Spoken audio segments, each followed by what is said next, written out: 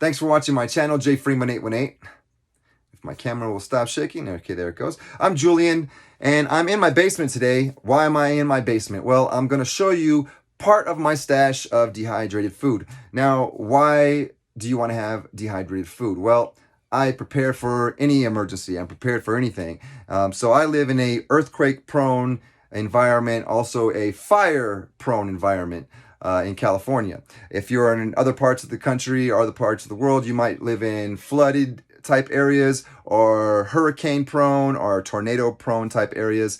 Or it could just be like a riot in your local area and the store's burnt to the ground, or there's a run on the food and everyone's bought everything up, or there's a shortage of food and there's nothing in the stores. If there's that type of an event where you need food immediately, you want to have a stash for you and your family. So I'm going to show you part of my stash here, and I did the research. So I went through and looked at different companies and price points and also taste tests. So I found the best companies to buy from for me, and I hope that you would do your own research. So let's get right into what I have here. I'm going to try to go by sections. So we got the fruit section over here. We got sliced strawberries, pineapple, whole blueberries, apple slices, pineapple chips, and diced mangoes. I also have milk powder in this section here. And I have brown sugar, honey powder, peanut butter powder. Then I have stuff for like breakfast. I got oatmeal, creamy wheat cereal. I got pancake mix and honey oat and honey granola. Then I got biscuit mix, bread scone and roll mix, a muffin mix, and at the top here we got talco flavored vegetarian meat substitute. And then we have potato gems, that's like mashed potatoes, and then potato shreds, which are like hash browns. And then at the top I got some ground beef. Then I got chicken noodle soup, vegetable stew, sweet corn, celery, carrots, green and red peppers, diced chicken, and scrambled eggs. Now each one has a different amount of servings. Like this one says 48 servings. This one says 24 servings. So they all have different amount of servings, and they also have different shelf lives. Most of them are 25 to 30 years shelf life. But some of them do have a 10 or a 15-year shelf life. But it all says it right there. It says 10 years right there. But most of them have anywhere from a 5 to a 10-year shelf life at the very least. Anywhere up to a 25 to a 30-year shelf life at the most. Now, I keep these in a waterproof and airtight storage container. And I'm going to show you these meals in a minute. I'm going to pack all of these up and show you how I pack them up in here. And I'm going to take those meals out of there and show you what I have in there. But I keep an airtight container, a waterproof airtight container, for two reasons. One, if there's some kind of flood, which I don't live in a flood area, but I don't want water to get in there.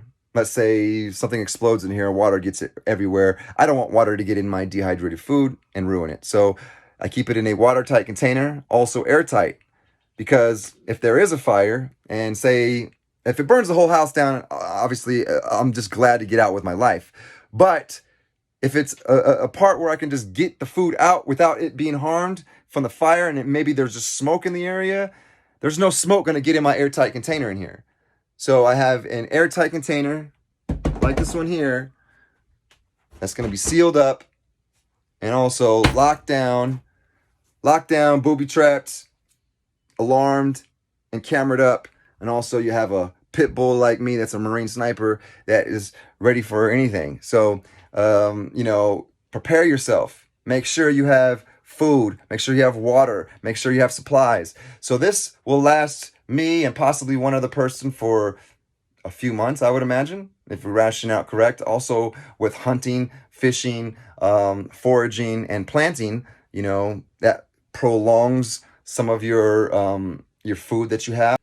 Also, in the event of emergency, you might want to help out your neighbor. You might need to barter. So some of these supplies could be used to barter. So say you need toilet paper or toothpaste or whatever it might be, and that person has a supply of that, but you have a supply of this, you guys can easily trade. So not only does it make it good for you to have just in case you're hungry, but in case you need something to trade, it's also a good trading item in the event of an emergency. So I've now packed away the 10 cans, and as you can see, I have 3, 6, 9, and 12 packed into this watertight, airtight, lockable container. And I've pulled out the pre-made meals. Now these meals are made for like on the go. So while you have time to prepare this stuff, if you don't have time to prepare this stuff right here is when you're on the go. Again, I'm a picky eater, so I did the research, I did the taste test. I know these meals I like. Do your own research. So that being said, I got the Mountain House chicken teriyaki meal, creamy mac and cheese meal, Italian pepper steak meal. I have chicken and rice, and this chicken and rice serves 2, but this chicken and rice is meant to serve 1, and this is the Pro Pack chicken and rice. Now this has more calories and actually more protein in this package than the 2-serving one, but this one is made for someone that is doing a lot of physical exercise. So it's made for 1 person versus 2. But so I bought both of them just so I have both versions of it. I also bought both versions of the spaghetti. So this is the spaghetti. This is the spaghetti meat sauce, and this is the spaghetti with meat sauce Pro Pack. So I got both the spaghettis because I like spaghetti and I like chicken and rice. And then I also bought the desserts. I bought the vanilla ice cream sandwiches and the mint ice cream sandwiches. That way, you know, I have a little bit of a variety of everything just in case I'm on the go and it's an emergency. I have calories to fill me up, and all I have to do is rip the top of one of these, fill it with the amount of water suggested, and then wait, seal it back up, wait for a little bit, and then these meals are ready to be eaten immediately. So in the event of an emergency, I have immediate food. In the event of an emergency, I have immediate food that I can prepare. So in my emergency food stash, I keep 5-gallon pails of dehydrated food, primarily starches like potatoes. This has 4 pounds of sliced potatoes. This has 24 pounds of white rice. But I got this 5-gallon pail because of one reason only. I had fruits in the 10 cans, but I saw that they had a whipped cream. So I thought that was interesting. I said, I don't know how that's going to work out in 25 years because this is supposed to last me up to 30 years. So I was curious if this dehydrated whipped cream is going to be any good at that point. So I really primarily got this 5-gallon pail just for that reason only. But I do keep the other big 5-gallon pails for emergency food because they are heavy in starch and they will keep some meat on your bones. And if you haven't already, please subscribe to my channel. Hit the like button, comment, share.